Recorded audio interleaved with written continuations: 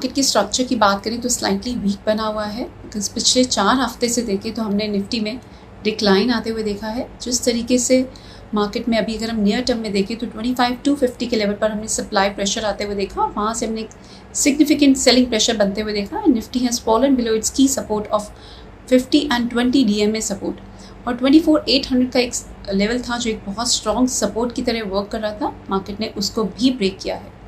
FIIs जिन्होंने पिछले 4 महीने में ऑलमोस्ट 24,000 करोड़ तक की इंडियन मार्केट में बाइंग की, वहीं अगर हम जुलाई में देखें तो ये ट्रेंड काफ़ी हद तक रिवर्स हुआ है।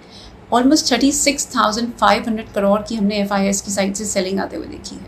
बट वहीं एक इनकरेजिंग फिगर रही है कि DIIs की साइड से हमने ऑलमोस्ट 46,000 करोड़ तक की बाइंग आते हुए देखी। अभी काफ़ी ज़्यादा नज़र बनी हुई है इंडिया और US की ट्रेड डील पर, जहाँ agri products and dairy products को लेकर नेगोशिएशंस आर गोइंग ऑन। इन काफ़ी ज़्यादा नज़र रहेगी अगस्त 1 की ट्रम्प साहब की डेडलाइन पर।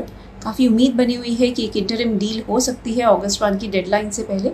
अगर ये डील हो जाती है तो लोअर लेवल से कुछ हद तक बाइंग इंटरेस्ट देखने को मिलेगा, बट अगर ये नेगोशिएशन स्टॉल हो जाती हैं तो मार्केट पे फर्दर दबाव देखने को मिलेगा। इसके साथ साथ अगर हम देखें तो डॉलर इंडेक्स में भी हमने 96.5 ऑड लेवल से एक रिवाइवल आते हुए देखा है, और इस मंथ हम देखें तो ऑलमोस्ट 1% तक की हमने डॉलर इंडेक्स में गेन्स आते हुए देखे हैं। ये भी इंडियन एसेट्स की अपील को कुछ हद तक कम कर रहा है। और डोमेस्टिक फैक्टर्स की भी बात करें तो Q1 की अर्निंग्स जो की कॉर्पोरेट्स हैं स्लाइटली डिसमल रही हैं, कोई बहुत इनकरेजिंग नहीं रही है। इससे भी मार्केट पर हमने दबाव बनते हुए देखा है। स्पेशली अगर देखें तो IT सेक्टर काफ़ी लैगर्ड रहा है, और जिस तरीके से TCS ने 2% ऑफ इट्स वर्कफोर्स को स्लैश करने की बात की है, इससे भी सेंटिमेंट्स कुछ हद तक IT सेक्टर में नेगेटिव हो गए हैं। डिफेंस स्टॉक्स में भी अगर हम ओवरऑल देखें तो काफ़ी दबाव बना हुआ है, काफ़ी हद तक प्रॉफिट बुकिंग देखने को मिली है।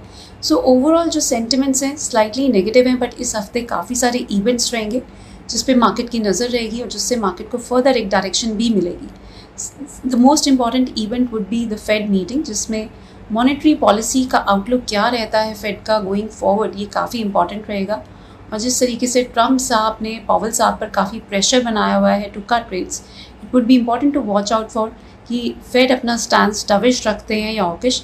इवन दो रेट कट की एक्सपेक्टेशंस नहीं बनी हुई, पर जिस तरीके से दबाव बना हुआ है पॉसिबली एक 25 बेसिस पॉइंट तक का रेट कट भी देखने को मिल सकता है। इसके साथ साथ US का नॉन फार्म पेरोल्स डेटा भी लाइंड अप है, एंड अगस्त 1 की जो टैरिफ की डेडलाइन है उस पर भी काफ़ी हद तक नज़र रहेगी।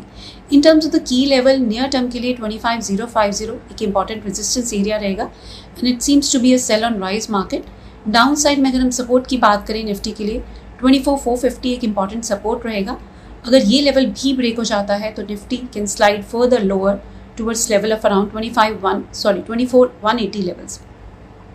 वहीं अगर बैंक निफ्टी की बात करें तो रिलेटिवली आउट परफॉर्मेंस नज़र आ रही है, और 56,000 का मार्क एक नियर टर्म के लिए स्ट्रॉन्ग सपोर्ट बना हुआ है। ये लेवल जब तक होल्ड कर रहा है एक रिबाउंड की पॉसिबिलिटी बनी हुई है, but 57,350 on the high side एक इंपॉर्टेंट रेजिस्टेंस रहेगा for bank Nifty. Down side में बात करें तो 56,000 का लेवल अगर ब्रेक हो जाता है, in that scenario 55,500, 55,200 levels are also possible on the downside. Having said, काफ़ी सारे factors रहेंगे to watch out for, and that will provide further direction. But as of now, it seems to be a sell on rise market, और यहाँ selective stock specific action में ही further देखने को मिलेगी। उसी पे focus करना is advisable at the moment.